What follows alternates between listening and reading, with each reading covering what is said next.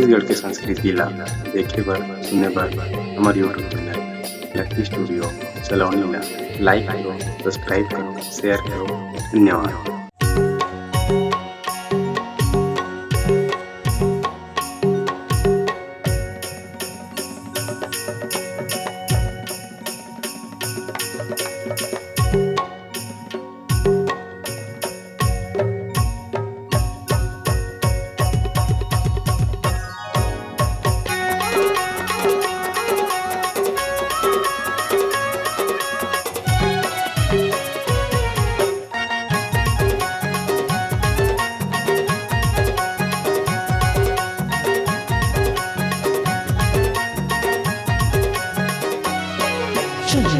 दीवानी ये मांदर मतोला नचा दे हो, मांदर मतोला नचा दे हो। चलेला भी दीवाना